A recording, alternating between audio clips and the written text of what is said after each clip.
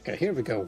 And we're back. Okay, my mic might actually be very loud now because I had to mess with a lot of settings there.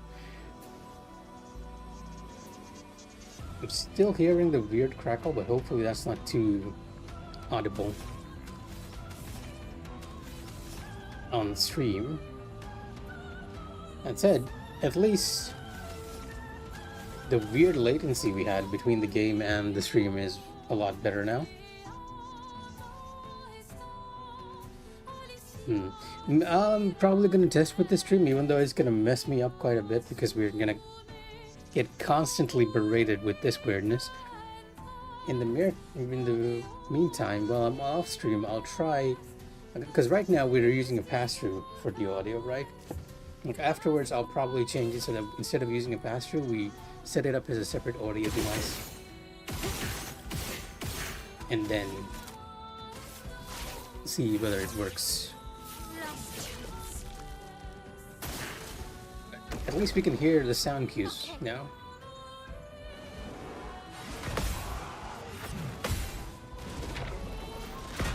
Because pairing this fight without sound cues would have been very difficult, especially since I've gotten so used to it.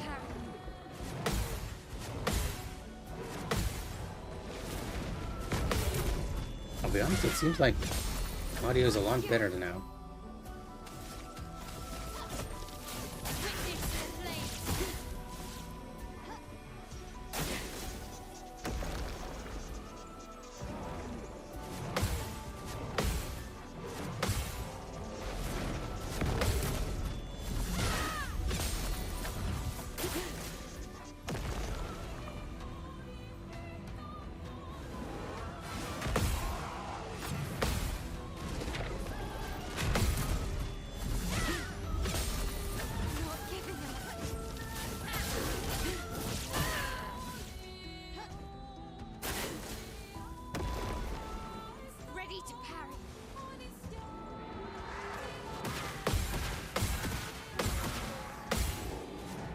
Honestly, it feels like the audio is a lot better than it has ever been before the past few days.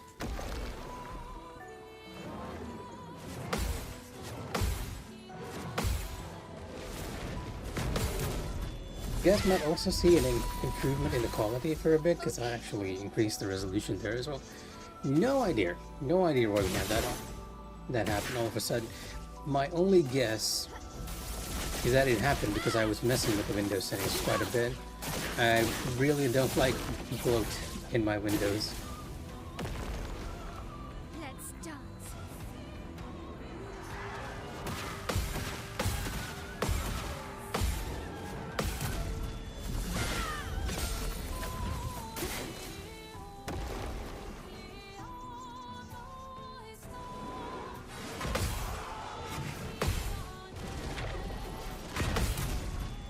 Oh hey Trix, yes.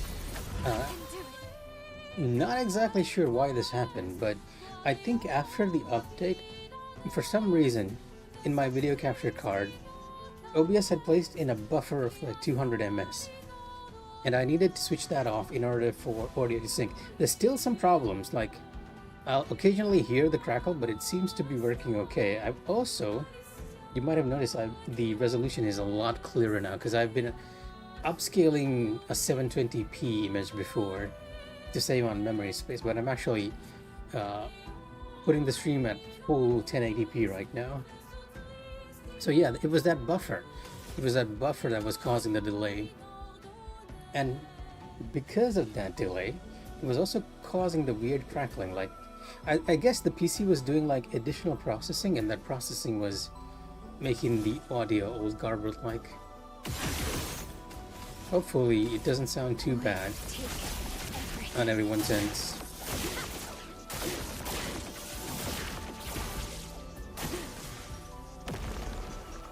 On me.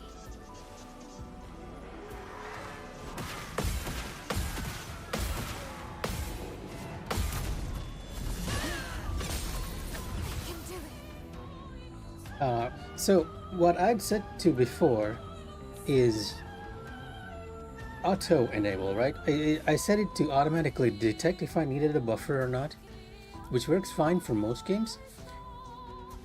but I I don't know why, but for some reason it really pumped up that number really high in the background. So I was manually testing the buffers and I noticed that I could recreate the problem at 200 ms. So at this point I completely disabled the buffer, which is basically why the stream is working as intended.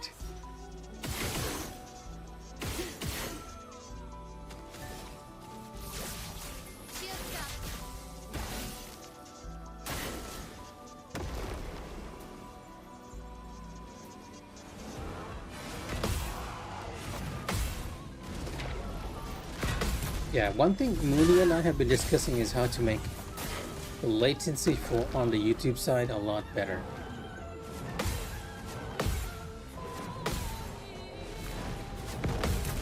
And I generally found that Restream added that option for an ultra low latency, but we were worried that the quality might drop, but it seems the quality drop is not noticeable enough unless you're playing something very fast-paced like Mecha Break.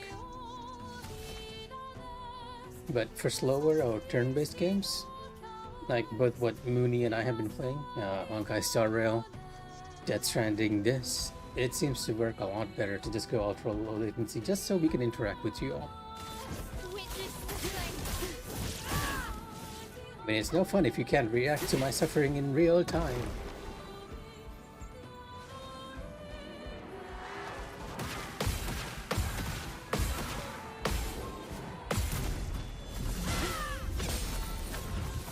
Okay, we're wrapping up on the damage here, 11 mil.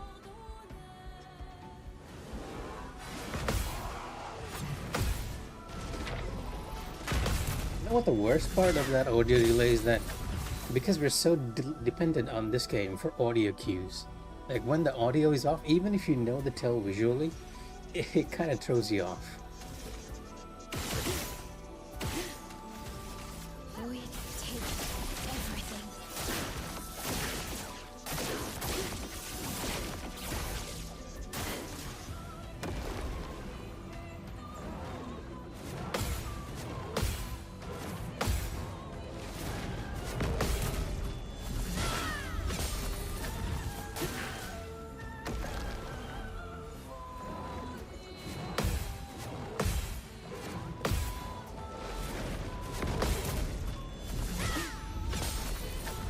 So far so good.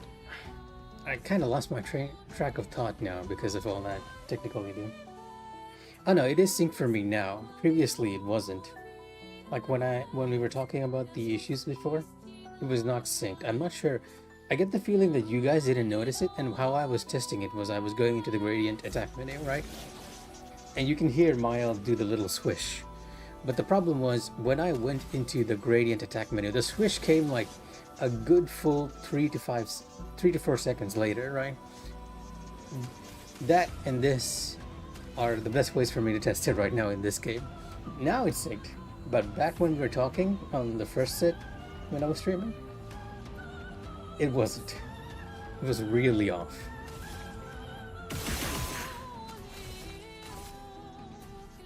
If you had been on the stream earlier, you'd actually see me die hilariously because the sound was way off and I was completely caught off guard and I couldn't rely on the audio cues for a parry. Like I died on the first turn.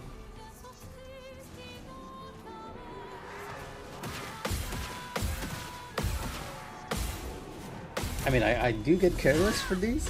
Like if I get careless, I get hit by even the first phase moves, but still. The first turn is very rare.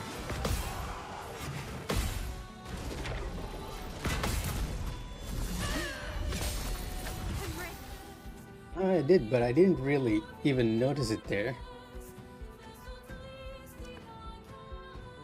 Because the game doesn't have any music in the background, since it's leading up to a pretty intense cutscene. So I didn't realize the audio was desynced until I went into the fight.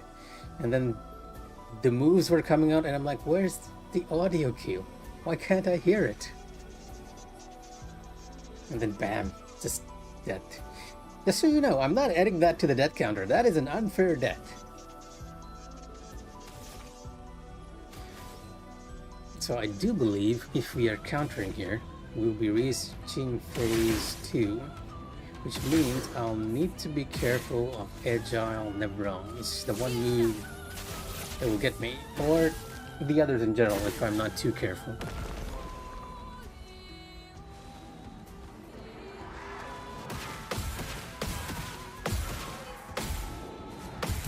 So like for that one, you're listening to the impact sound for the first 2 hits and then just delaying the reaction from there. Oh, come on. We just got to Agile and I missed it. I shouldn't have been talking there. I really shouldn't be talking there. Okay, that one, we're updating our death bar on. That was a death I deserved for not focusing, even though I knew phase 2 was coming up. And it was like the boss even heard me. Oh, he said Agile. I'm gonna use his worst move against him.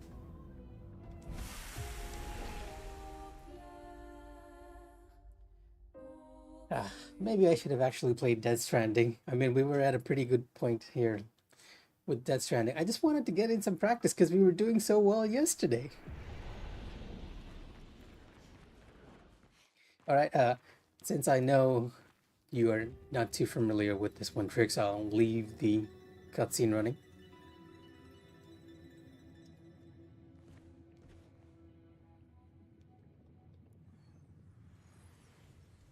Clea.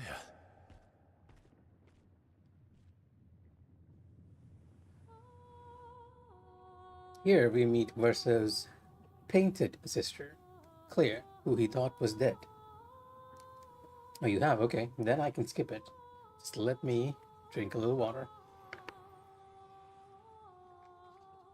All this is my excuse to hydrate. There we go. I really like this character.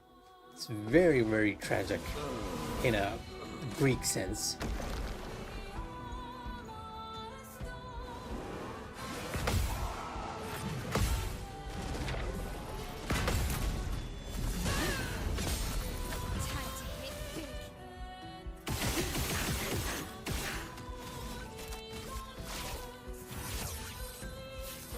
Mile by putting her HP at 1.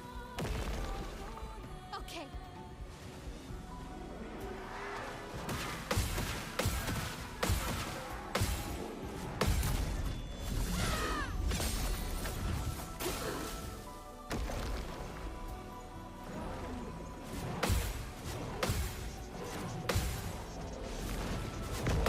Now, I initially thought that Maya would be the one who's doing the most damage in this fight, which is one of the reasons why I have placed the solo challenge.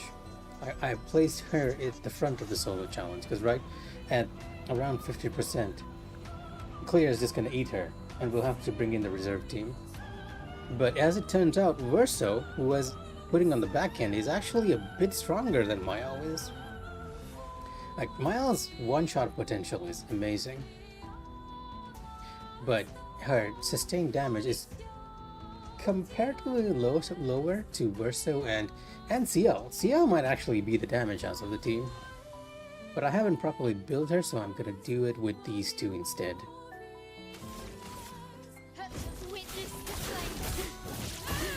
To be fair to Mael, she's doing quite a lot on the counterattacks. On me.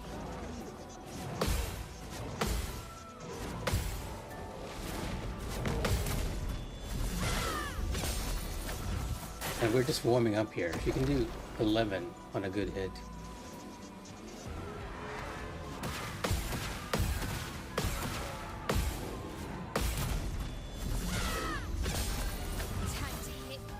What does it take? Well, for one thing, since it works off the Dark Souls formula, right? You're gonna need resources. Yes. Thankfully, because I have not been using any resources, because for the most part, because we fought Gogre, because we fought Sprung, we were very, very overpowered till the end of Act 3, right? Till the end of Act 2. And it's only when Act 3 started, there was a huge jump in the difficulty, because everything is optional, like even this is optional. We're not meant to be here. Yeah, you can think of Act 3 as that final point in an RPG where the world map opens up, and you're going out to explore it. This is what we're doing. So because I had not consumed any resources, we had a lot we could spend on building the weapons.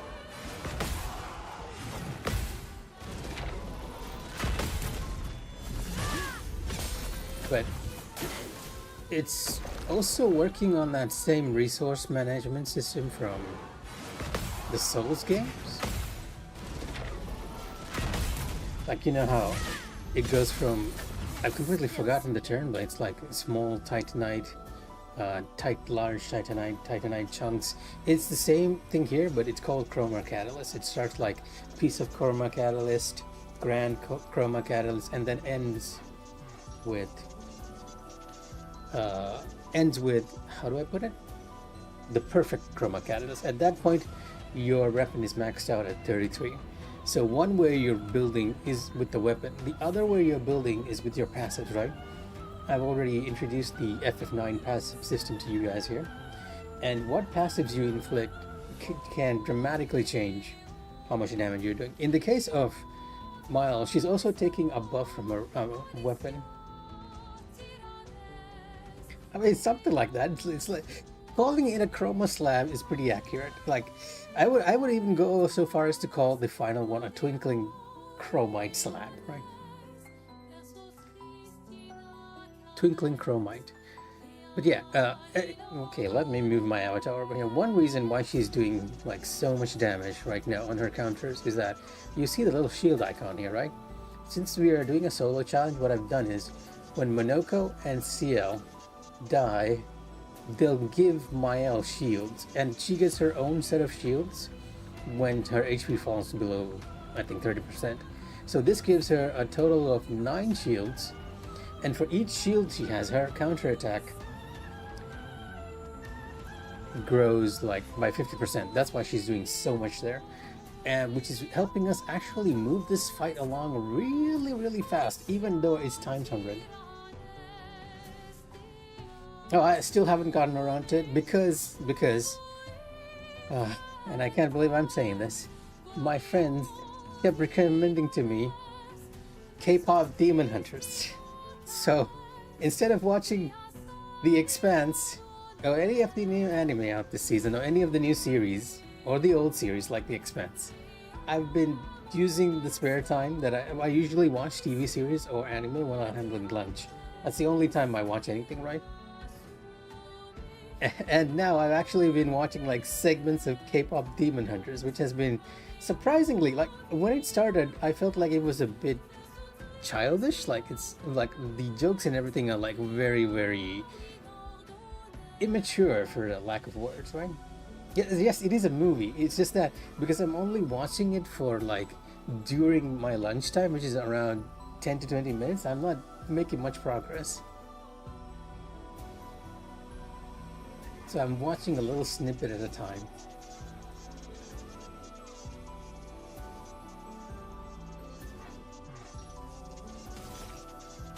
The Expanse will have to wait until we figure out what's happening with her voice in K-pop Demon Hunters, and why she has tattoo marks on her that marks her as a demon.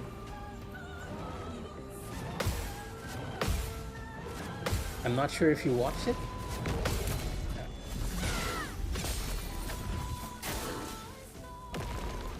One thing I'll give the movie though is that it's very well animated.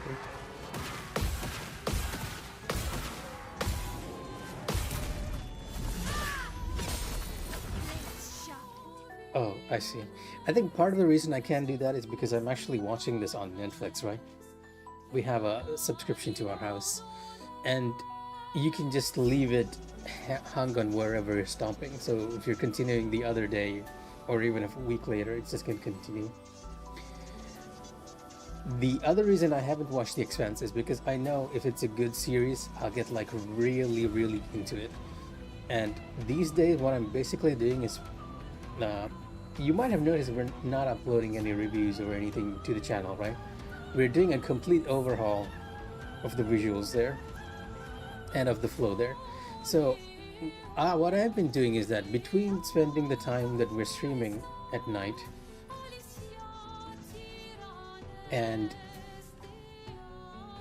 the other time, between spending the nighttime streaming, I'm usually spending the evenings finding ideas, creating assets, and everything for the channel. I'm just slowly bringing it up. But hopefully by next year, we'll have a complete overhaul for the channel there, like the MN Gaming channel, for when we start doing reviews and everything.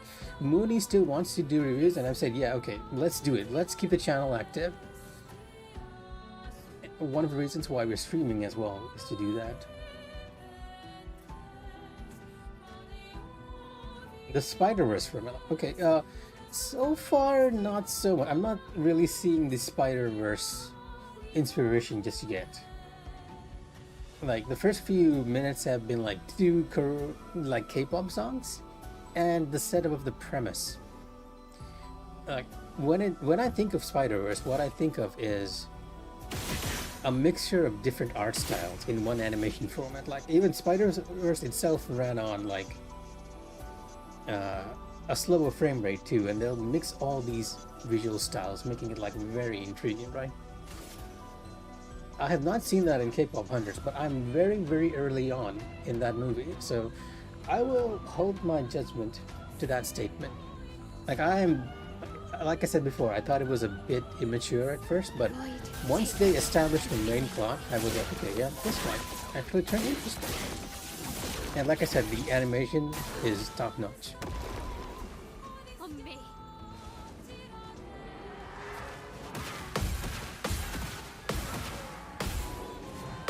Surprisingly, I haven't seen many of our Multinian friends actually talk about that movie, because most of the recommendation for K-pop Demon Hunters, like I know we're on expedition, so you guys will have to excuse me, but most of my recommendations for K-pop Demon Hunters actually came from my foreign friends. Maybe my circle of people who like K-pop is a bit lower over here.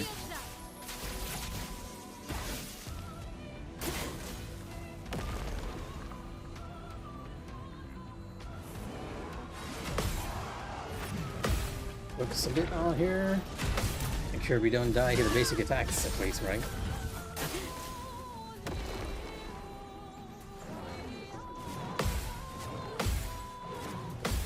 And maybe we can actually not get hit by Asia Nevrons. Time to hit big. Let's use Pyrolyze here to increase our damage up a bit. But yeah, I will get around to watching The Expanse, don't you worry. Because I've heard like really good things about that.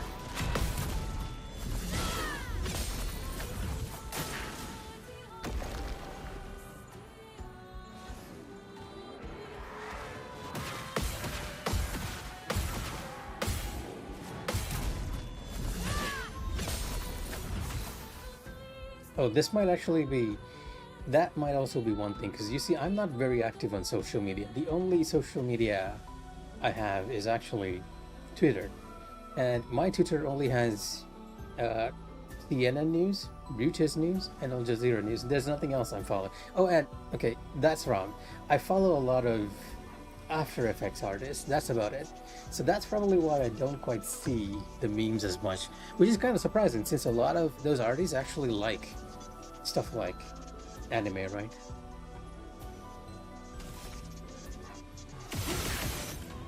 And to be perfectly honest, I can kind of see a lot of that stuff ending up in meme. Like there's a scene where she swallows something like right at the beginning, which I can see someone somewhere out there making a meme out of, just because of how expressive it is, to put it very widely. Void, take everything. A lot of the faces the girls do are very memeable.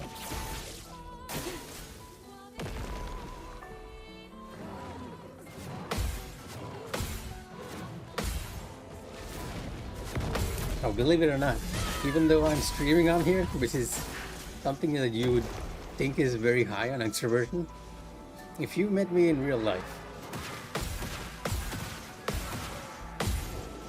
like I'd almost be saying nothing to you because I consider myself very introverted. It's not that I don't like social media. I generally find it a bit distracting, right? Like I've seen a lot of people spend time on it like over and over again. I've seen my sisters like they'll come home, they'll just scroll on their phone endlessly on Snapchat or Twitter or X, I guess it as everyone calls it now. Oh, and Facebook, of course. Rather than doing that, I'd actually be doing something interactive. Right? I'd rather be editing a video, writing a script, or just playing a video game. So if you guys like social media, that's completely up to you. I feel like there's a point where anything will become detrimental. Even playing video games, right? If you play it way too much, it's going to be a detriment. It's the same with social media. If you haven't learned how to control your urge of getting those little dopamine hits from just scrolling over and over, it's going to affect you badly.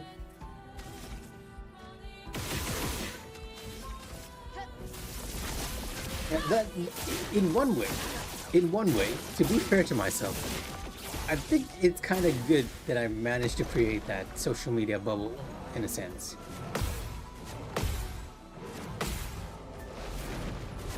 Because what has happened with that, you see, is that one of the good things is that I have not had a Death Stranding 2 spoiler on my feed just yet.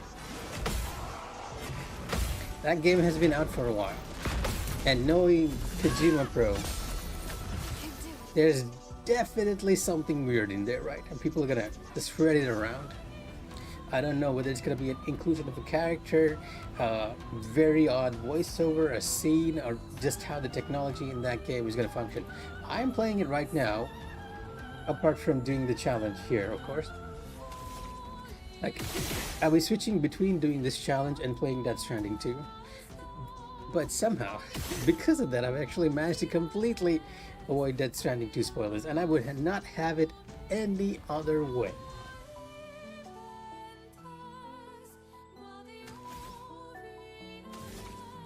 Void take everything.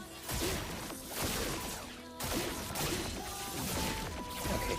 Oh, I do not have my powerful buff. No wonder I'm doing so little damage.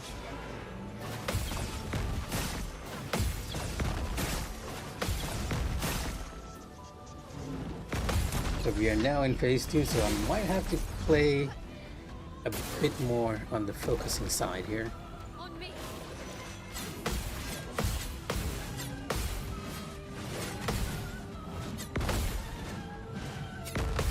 There we go. The one move that I'm always worried about in this phase is that one. Because that one can catch you off guard really easy. Oh no, I have not played DS2 apart from our streams, right? Because I feel like it's very worth playing it completely on stream. And I feel like it's a good experience to share with you all.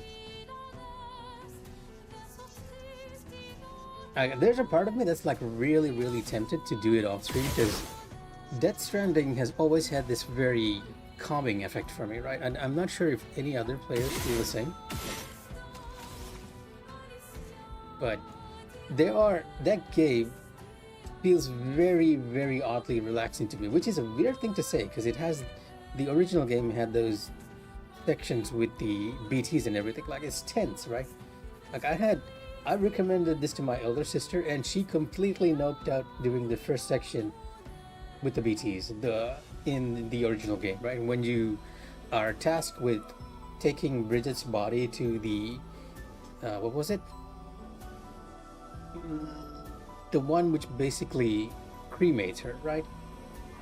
And at that point you get the BTs and everything, and she completely knocked out of the game. So I can see how it's kind of tense for a lot of people. But the other plots are really relaxing for me. On me.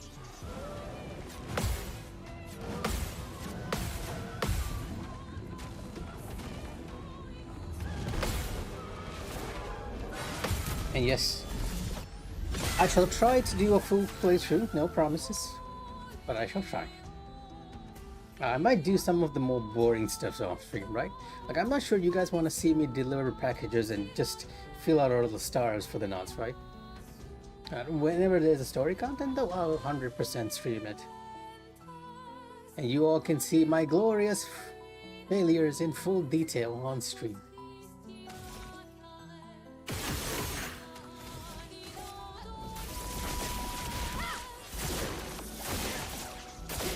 Mile just really hitting me up and out here. She can technically do around 21 mil at the end.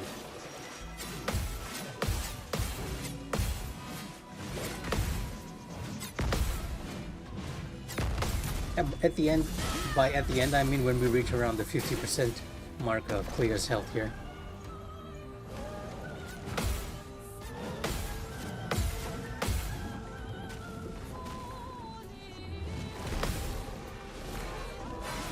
And I think that's an effect from the warming up picto. Like you see it right at the bottom too, right? It's staying a bit behind too. And I love how this game, it almost feels like it's responding to what I'm saying. The way the warming up picto works is that the more turns you get, the higher, it gives like a 5% damage up to like 5 turns or maybe 50, something like that. Completely forgot. But the basic idea is the longer you are in the fight, the higher your damage becomes, but the ramp up is a bit slow. The other thing which is affecting our damage, wow, okay, you're really hitting 4 mil per hit, right? Yeah, there we go, 21 mil right there. On me.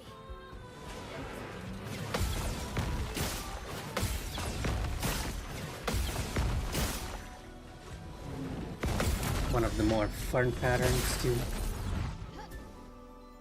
parry.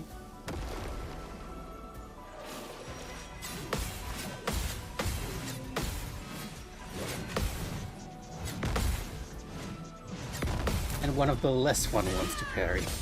Now that's a good combination. I really like the violent one, right? It's very chill to parry compared to Agile. Agile is like so tense. The moment it picks up, I'm like focusing in on it. Like you're listening to the little swing, like the shing sound, right? As well as the movement of the spear, just so you can make sure you're not getting hit there. And we're about to say goodbye to Mael in a moment, because I believe Mael will go beyond 50% here. At which point Clea will do her unique one unique move. One unique deep Nevron move, which will remove her from the board. And then we will welcome Verso into our solo challenge. Okay.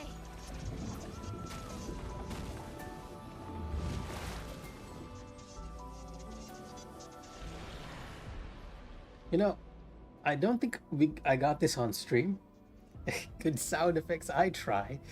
I don't think I got this on stream, but there was one time where I was doing like really well. Really well. I got to this point, and then I accidentally hit no.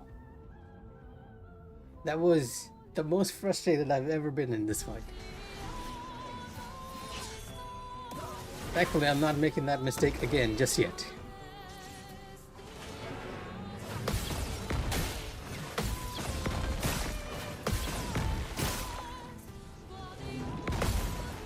Okay. Okay. This is unfortunate. Technically speaking, we sort of lost our no-hit challenge again here. She healed for like 55k, and I lost a significant amount of damage because I lost my shields. It's shield affinity, right? And this is something I've noticed multiple times while I've been trying to fight. Yeah, so to explain to you, Trix, the way the basic fight works is that if you dodge her attacks, or if you get hit by attacks, she heals a percentage of her HP. And because her HP is like times 100 right now, it counts in around 55 million, right? The idea for this fight is to just out damage her healing, or avoid getting hit at all. The problem with the problem that I've noticed from that violent attack, and this has happened to me before, is that even if I press a button sometimes, it feels like it's not responding. I'm not exactly sure why that's happening. It might be a wired controller thing. So I might just do the fight later on while my charging cable is disconnected. But that felt like a bit unfair because I am pressing X even if you guys don't see it. Or it might be working on the same assumption that Lies of P does. Like in Lies of P, the way the parry works is that it doesn't trigger if you on pressing down the button. It triggers when you let go of the button. And I feel like in some sense the same thing applies here. And I've generally noticed that the success of my parries are better when I just tap it instead of holding it down. But sometimes when I'm chatting, I tend to. So that was a very careless mistake on our end because we lost a lot of damage there, and she healed a lot too. Correct, but this is completely my assumption, but it has only happened while I was connected. So yeah, eliminating all possibilities. If it happened while I'm not connected, then that will be completely wrong. And I can be completely wrong. Just so you all know. With the Verso, one of the things we're going to do, like right now, the weapon that we have with Verso is the Bloodlum. The way the Bloodlum works is he's going to do 20% more damage on his light skill, which is what we're counting on here. But his S rank is completely dependent on how much HP he has. So we're going to drop down his HP to not only get a damage buff, but to also permanently lock in his S rank.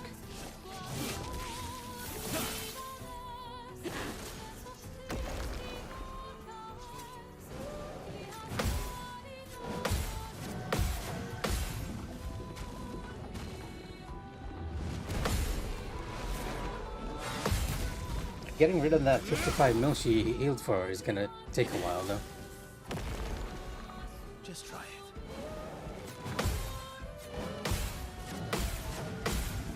Same move in a row.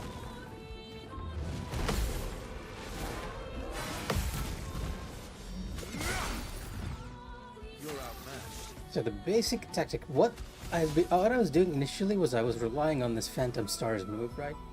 However, over time by testing, I found that the move called Follow Up actually does a lot more damage. And the way Follow Up works is that for each free aim shot I take, it increases its damage. I think it maxes out at 9 or 10, like the entire AP bar, because it feels like I'm doing max damage and around that. I didn't know it at the time, but apparently this is called Machine Gun Verso. Because as you can see, we're trying to shoot her as much as possible. Okay, not too much damage there.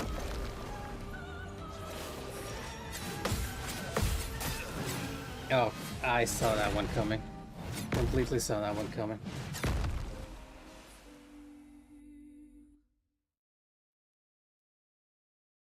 Spend too much time chatting, you lose your focus. Let me update our debts.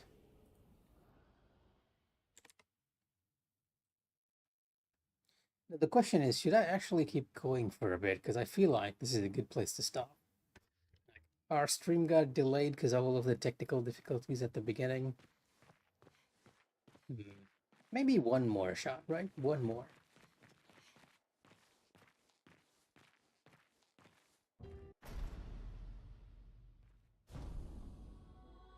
One more try at full focus.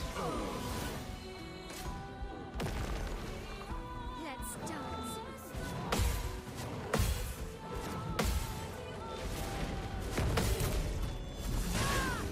No K-pop Demon Hunter here to interrupt us.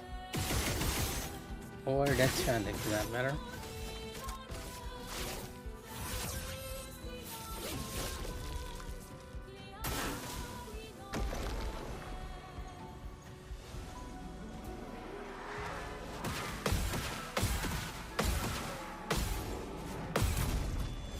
In my luck though, I might just end up getting hit by the first few moves. It's always the ones you least expect.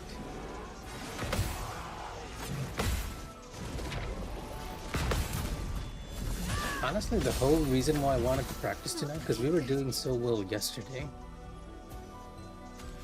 Like, yesterday we made it to phase 3 without almost taking no damage whatsoever. And we got to practice freaking Evron, which is the clutch, which is the one move that you sort of really need to learn in this fight. to really master it. She does it very rarely during phase 3, but it is there.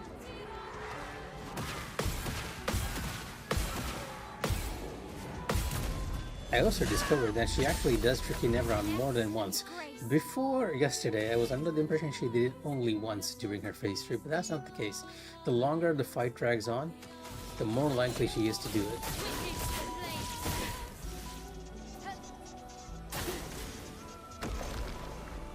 Let's dance.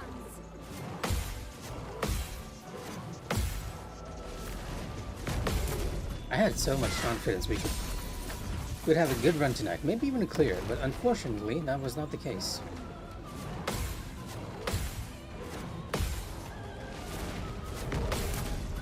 Gotta slightly blame all the technical difficulties we had at the start for that though. Felt like that sort of threw off my mojo, so to speak. Void, take everything.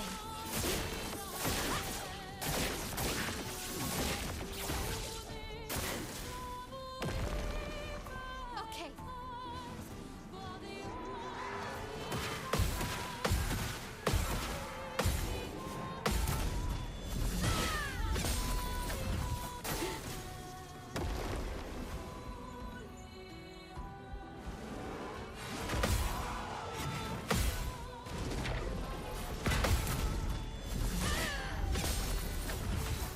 Looking good.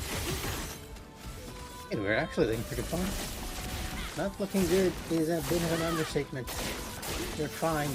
You have 9 shields that go away at once.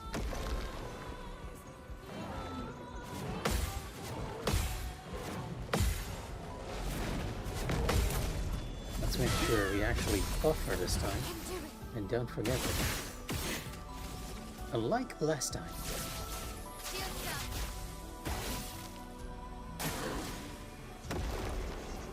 Ready to parry.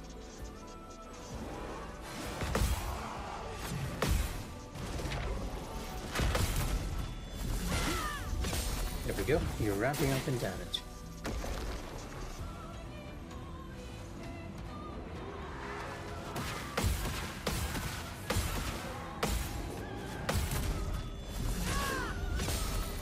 Not giving up. Those burn sacks, and then back to burning canvas. Burning canvas. Okay.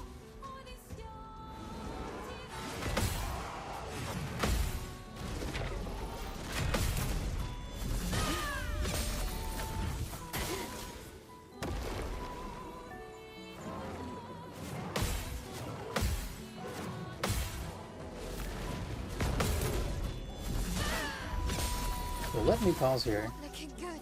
and take a good look at Discord. So I think Moody just sent a message to us.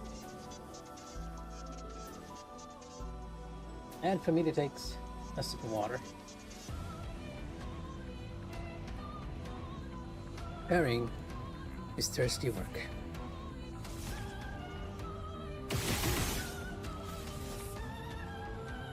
Void, take everything.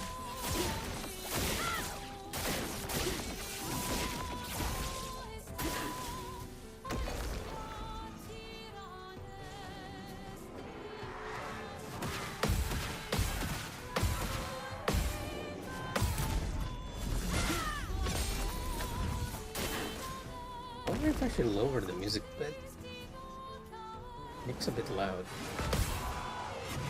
on the meters. Let me know if you guys feel like the music is a little too loud. I am gonna drop it by like 3 decibels.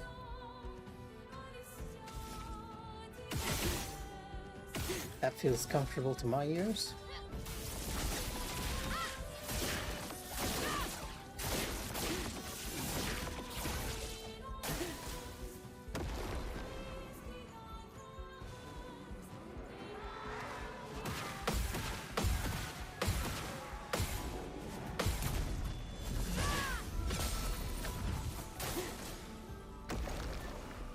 Ready to parry.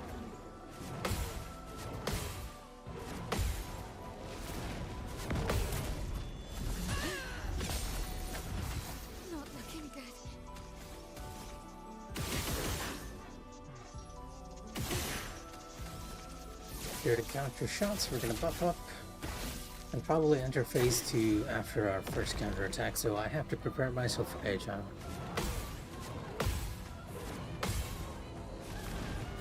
Like, I need to mentally prep a bit, just so I don't get hit by that one.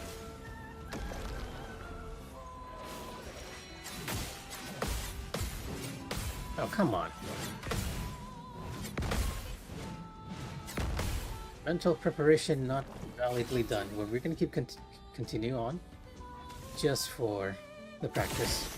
She's gonna go slower during this phase until we get to like 50%. Especially since now that we lost all our shields, Molly's not gonna do as much damage as before. A lot of her damage was coming from the counter attack, which is not gonna be the case now.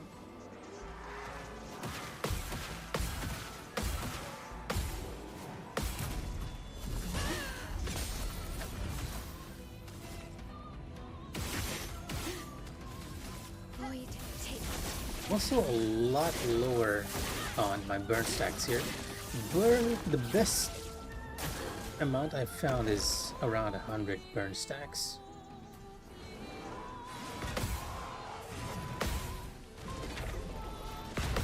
I sort of mean like 9 points in AP to use Pyrolyze to make sure it's that high.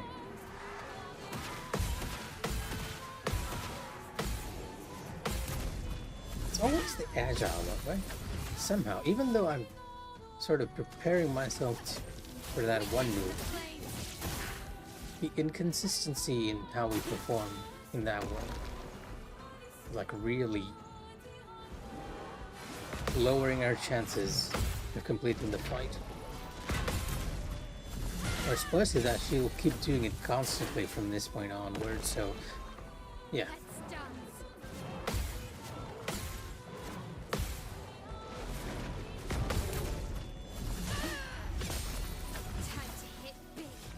Time to buff up again. We'll probably lose some of our burn stacks, which means I'll need to use Pyrolyze again.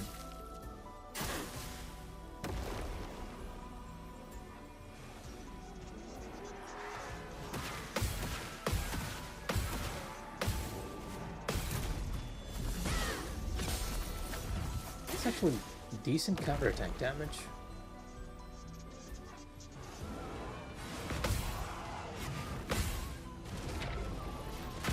Might be because it was for the musical one, right? No, she's actually doing okay there too.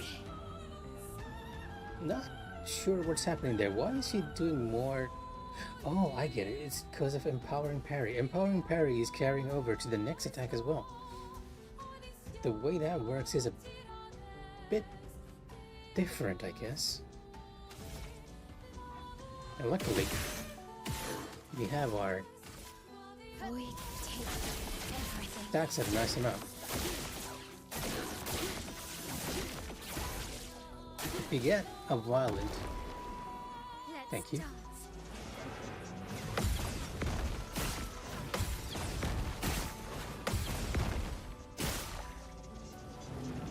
We can actually increase our burn stats too. I swear, sometimes it feels like this boss is listening to me.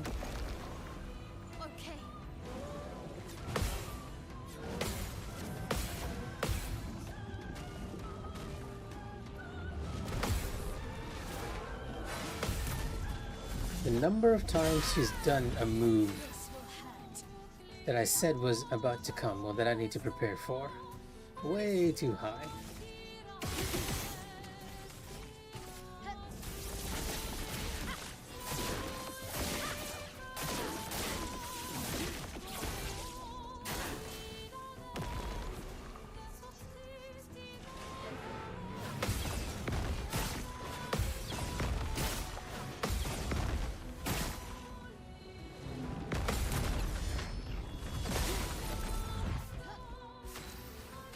Making sure I tap there, because I feel like if I jump, there's a chance I might miss on that jump. Really feeling the lack of shield affinity though. That 30%, yeah, was adding up considerably.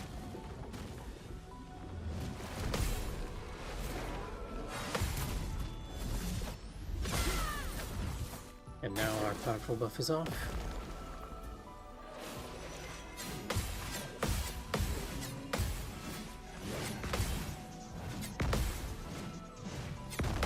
Honestly, I might just not need to speak when she's doing the agile move, because I feel like I do a lot better when I'm not saying it.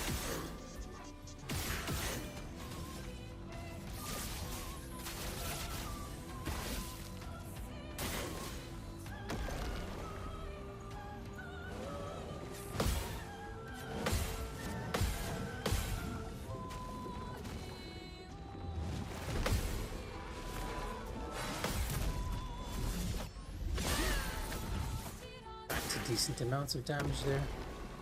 Ready to parry.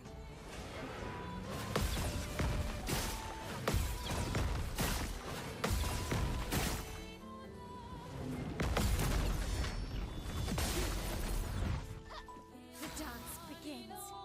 Let me check my phone messages, by the way. It is time for my younger sibling to come home.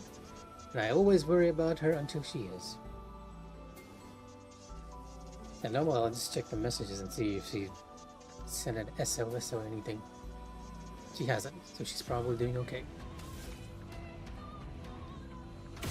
Almost there. Almost to being replaced by her, so unfortunately, because we lost her shields, we're doing a lot less damage on those counterattacks. We will have a perfect run one of these days without me losing a shield to Agile Mevron. Or dying to it, of course. Of course. I say it, and it happens.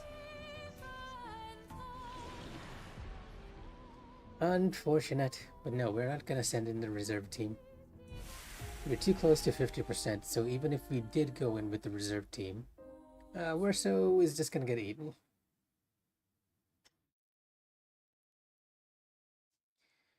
But hey, that was a little, how do I put it, that was still an unsatisfying run, right? We're gonna do one more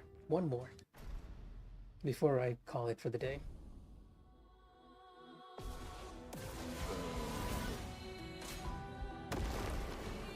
On me.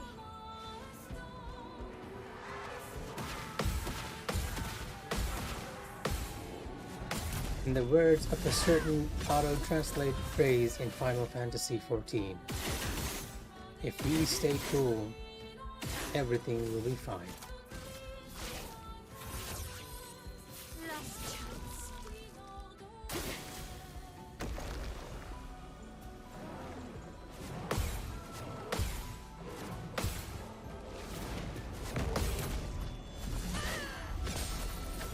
The thing is, I kind of, like the moment I press the parry button, even though I was not hit, I sort of instinctively knew that I was off on the parry.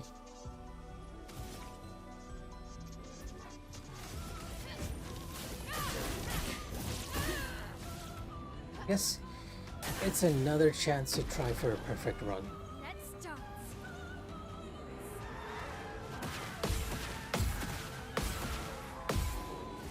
I almost missed that one.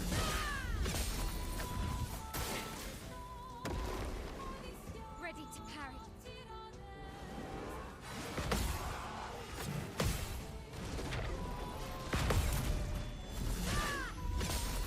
I can do it. Okay, racking up in damage. You've actually gotten pretty decent stacks. And normally I'll have to use Pyrolyze here to give us an additional Everything. stack of burns, which are already on 100. So I'm gonna go with burning candles. Ready to parry.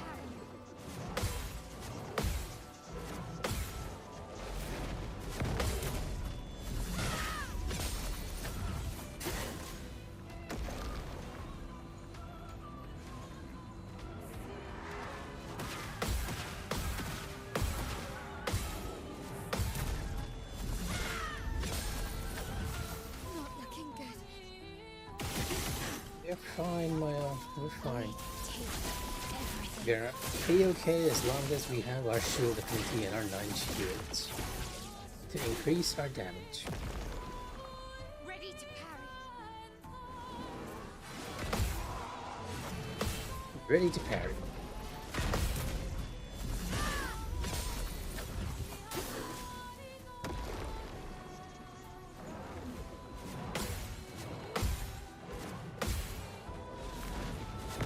Yeah, it almost sounds like something you would hear in Warcraft or Starcraft when she says it like that, right? Like, you can think of like Mael as a unit in a Starcraft or Warcraft game, and when you pick her up, she's like ready to parry. Like a special unit in Red Alert. You pick her and she's like, witness the flames.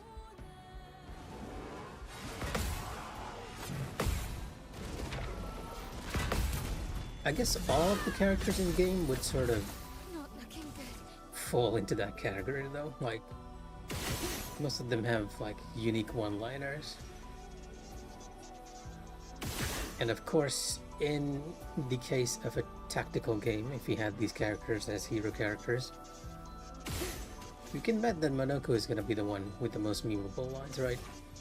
Like, imagine all the expedition characters as special units in a tactics game like Red Alert, and you say you pick Mael and she says something like ready to parry, but then you get Monoko as a special unit in that tactics game, in our imaginary tactics game, and the one thing you hear is, oh my, what nice feet you have. I would definitely crack up. Like, he would be my favorite unit. I mean, he's already a bit of a fan favorite character, right? Just because of the levity he brings to the game.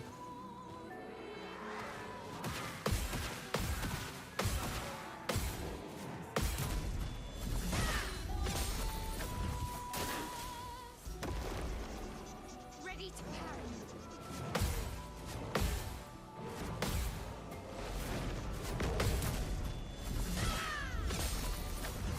Not looking good. Rex, you are a brave man if you're using mobile data to watch YouTube in our region of all places. I would never rely. I guess, okay, this is going to show just how much of a bubble I'm in, right? Because I usually don't rely on mobile data to be streaming or anything. But you didn't miss much other than that extra move, extra death, which I just entered into our counter right now. The only thing funny about my death was the fact that I was calling her moves, like it was almost like she was here. Honestly, I feel like Clea hears me through the TV sometimes, or the monitor, I guess. Because whenever I say I need to prepare myself for this move, I gotta be careful of this move, she'll start doing it almost immediately.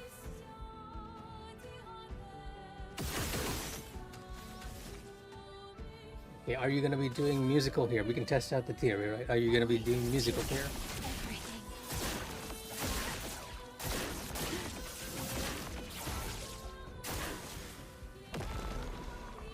The answer is no, thankfully.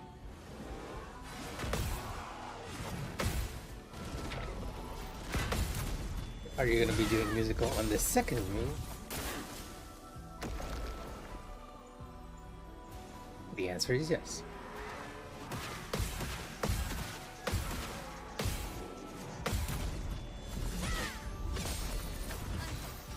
Omniscient. She's reaching out from the video game, but she's reaching out from the painting.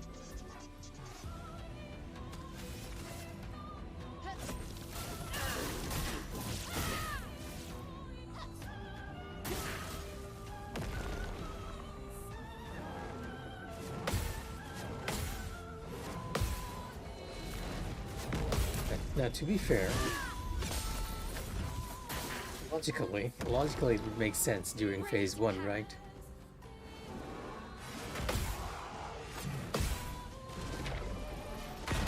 He only has like 3 moves during phase 1.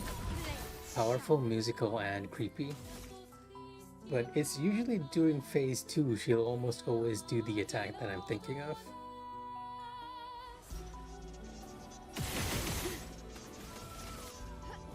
And I do believe we will reach phase 2 once I buff Mael and do the first or the second counter attack. It's more going to be one or the other.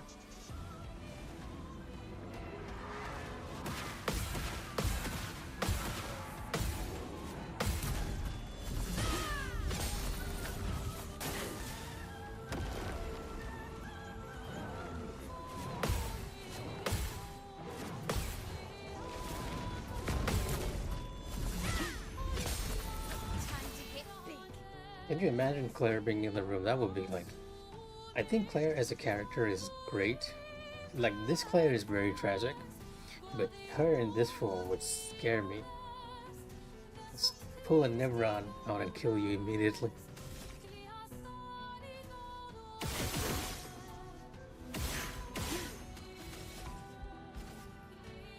Okay, I'm gonna buff myself up. She's gonna counterattack with one of the phase 1 moves. So if she hates me, she's gonna do Agile. If she is okay with our progress here, she's gonna do Violent. If she's neither, then it's gonna be Deep.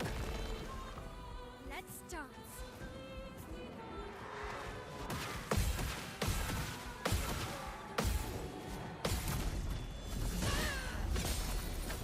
Hello, no.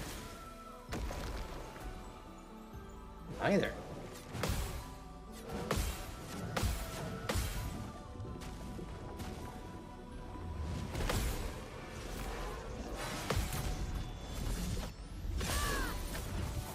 He neither hates me or accepts her run. I almost feel like I'm doing that one thing, like, you know, in other cartoons, they take a flower and just peel off a petal. She loves me not. She loves me, she loves me not. Except I'm doing it with her moves. If she uses this move, she's okay with us. Ah, yeah, the Weeping Angels. I guess it's because her skin is like all pasty white, right?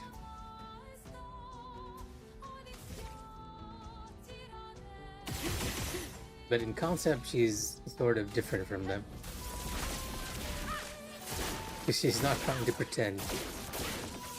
Like, she's not moving when we're not looking at them. No, she's moving when we are looking at them.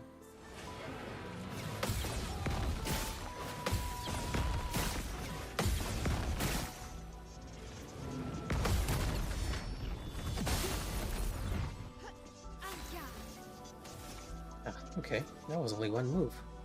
The speed is a bit off here. We're a bit low on AP. Usually she'll do 2 turns, which allows us to refill our gauge. This was not the case. Void takes everything.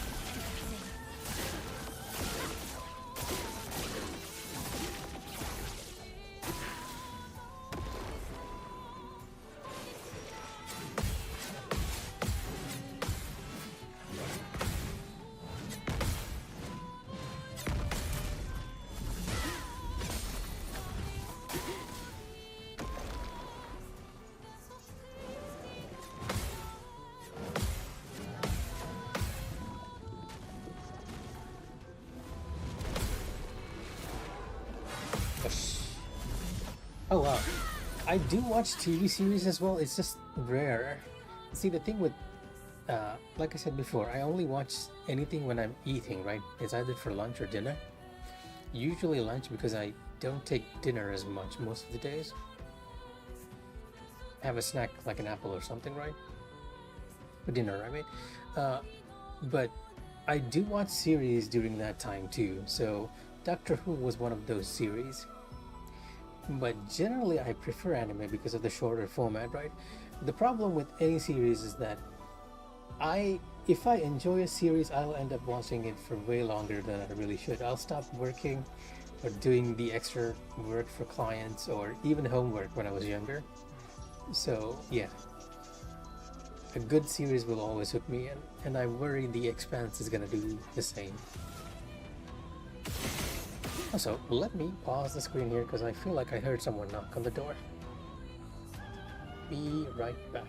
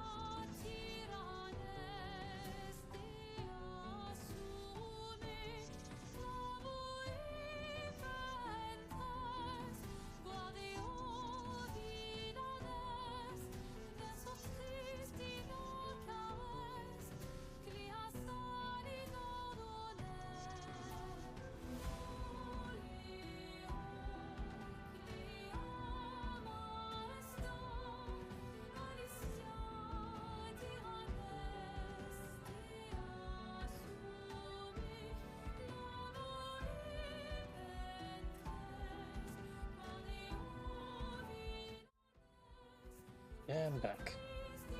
Oh, well, it's not that I'm intermittent fasting, it's just that sometimes I just don't feel like eating at night, right? It feels a bit uncomfortable to eat late at night, even though our house is traditionally, they like eat at around 9 p.m. I think one of you even commented, I'm not sure whether it was you, Trix. One of you commented that you were surprised that I haven't eaten, even though I started the stream late, right? Also, if you were wondering, that was my younger sibling coming into the living room dripping wet, because apparently it's raining. I can't even tell from my room. We take everything. We've been having a bit of a wet spell here. And for some of that, I'm all for it. Okay, wow, okay. Mile, you're doing a lot of damage there.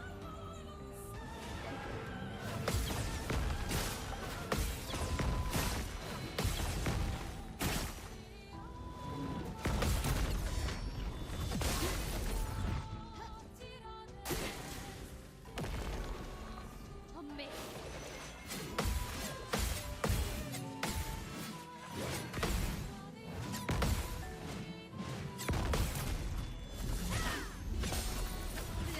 I think we made it to Verso without actually getting hit, which is very nice. Getting more used to that agile move. Yep, apparently it is. And I'm as surprised as you are, because I don't hear anything as well. Let's start.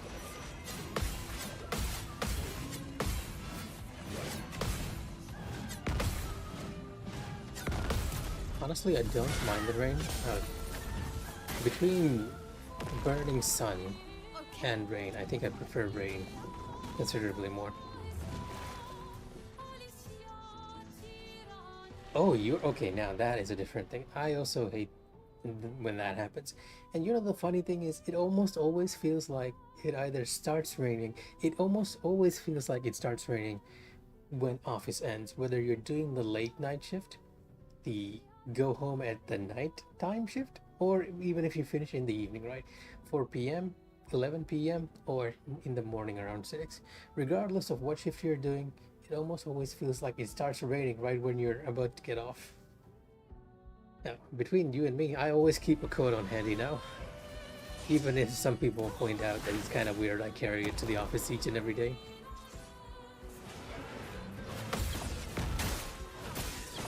Oh, what?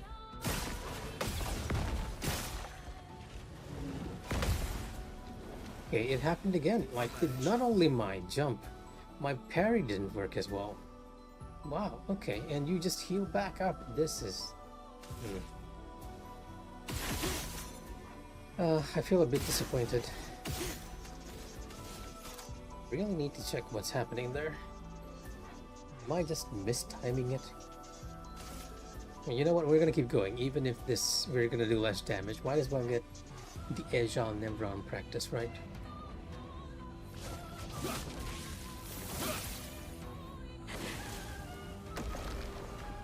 Just try it.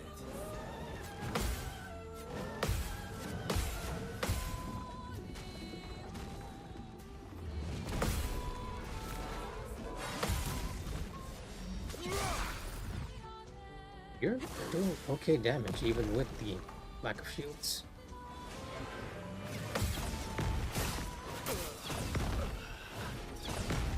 Okay, yeah. That might be my cue to actually call it. If I'm making a mistake on that move, which I think is the easiest one, I might really need to come back later.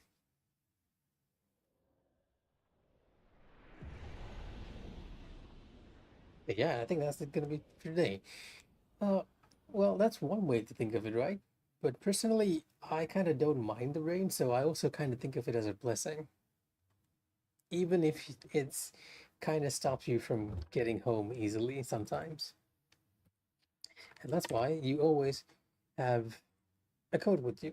And I'm not sure if you use this as much as Matrix, but one thing I've been doing recently is that I've noticed the weather forecasts, whether you're using Android or Google or even iOS, the weather forecast here is generally pretty accurate. So if you see like 50% and above saturation, it's always a safer choice to take either a coat or an umbrella with you. But anyhow, that's gonna be it for me for today. I'll probably get some off-screen practice tomorrow as well after I'm done with some work. But more in terms of streaming, we're gonna take a break and do Death Stranding. If Mooney is not streaming Honkai Star Rail tomorrow as well. If he is, I'll probably do my stream late at night like we did today. Anyways, thanks for watching. Get home safe and try not to get too drenched. Bye.